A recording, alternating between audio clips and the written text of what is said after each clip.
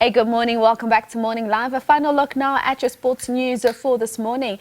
Now, the annual Mandela Remembrance Walk and Run to commemorate Nelson Mandela's passing, as well as to celebrate his legacy, takes place this weekend. This year, the event will be held on Sunday, the 11th of December from 7 a.m., starting from the Union Buildings. There will, of course, be that 5-kilometer fun walk and then the 10-kilometer walk and run, as well as the 21-kilometer run. The 5K is, of course, just a fun walk and run and will not be timed. But to talk more about this, we are joined now by the CEO of the Nelson Mandela Foundation, Mr. Sello Hatang.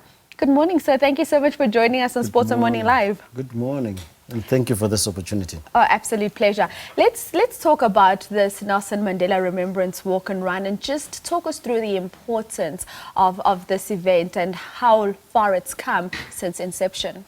You know, one of the things that we're trying to do with the walk and run is to remind each other that Madiba's remains. We're traveling that path from 1 mil to the Union Buildings. And this is part of us reminding South Africans that we lost one of our greatest. But with his passing, the long walk continues. And that's why even the run, we're reminding ourselves that Madiba used to try to keep fit in prison. Remember how he would do those stationary runs within his cell. And I think it's to say to all of us that it doesn't matter where you find yourselves. Fitness can be part of your regime. And then Dr. Trevor Manuel tells the story of how Madiba came out of prison. First, this is a free man. He comes out of prison, and the first thing that he does as he wakes up at 3, 4 in the morning is to call Dr. Manuel and say, "Where's my weights? I want to push some weights." I mean, you are free.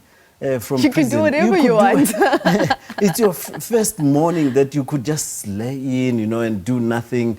You don't have to make your bed. He made his bed. And it's those kind of disciplines that we then saying to all of us, if we were to carry those, it means that we will be reminding ourselves of the obligation we carry to the legacy. And the walk and run is trying to do that.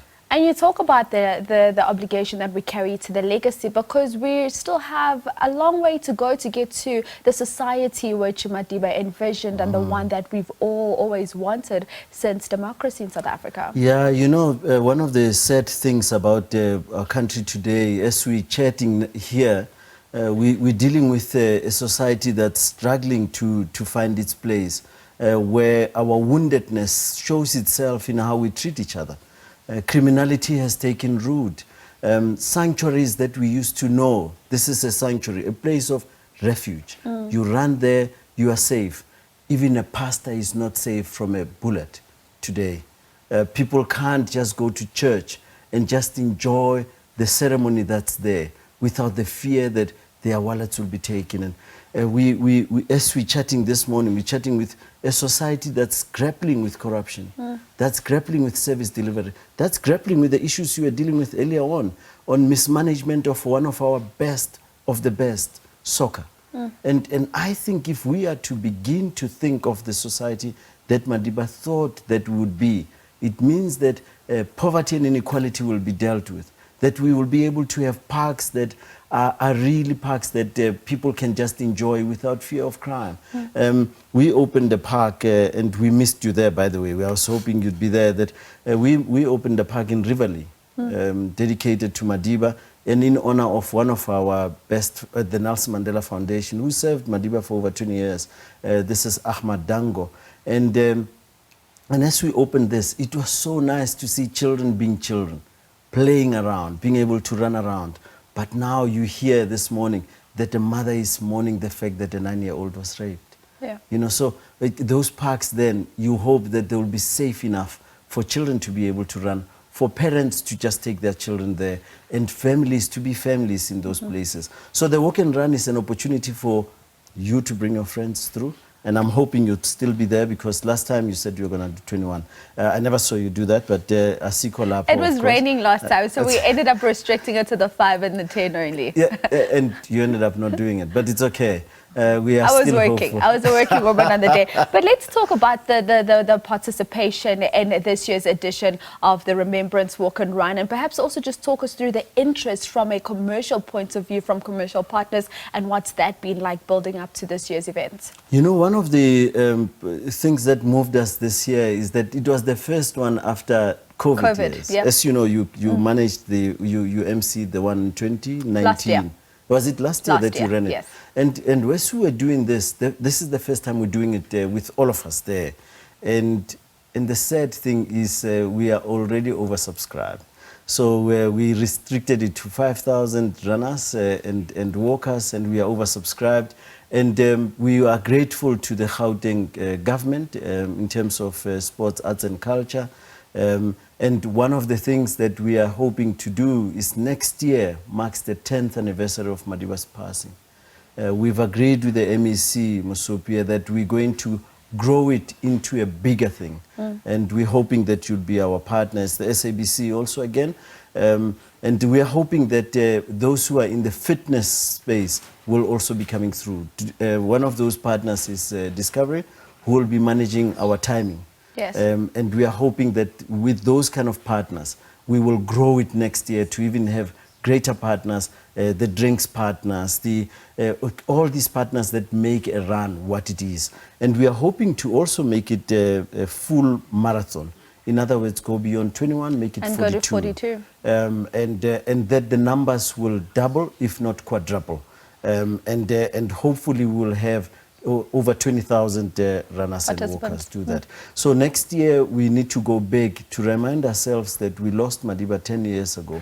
And with his passing, that we still have that obligation to build a safer country. That when he said it's in our hands now, he was giving us hope that we can be in charge of this country and not mismanage that legacy. And Sello, you speak about, you know, the hope that we have, the hope of growing the Remembrance Walk and Run to bigger heights next year, given that it's the 10th year anniversary since Madiba's passing. Let's talk about where you build this hope in terms of the proceeds that are going to be received this year from the Remembrance Walk and Run and the projects that the Nelson Mandela Foundation is involved in stemming from the Walk and Run. You know, one of the things that we tend to do is to try and do community development work. And it ranges from the work that we'll be doing next year. We started this year, where we want to run, we are running a 1 million trees campaign. This year we are hoping that the proceeds will go into 3 areas. One is planting trees so that we reach that target. This is a climate change issue. You'd remember that we hosted Mayor Moodley, who then reminded us that governments are not going to be able to do this alone. Yeah. That each one of us should contribute to dealing with the climate change crisis.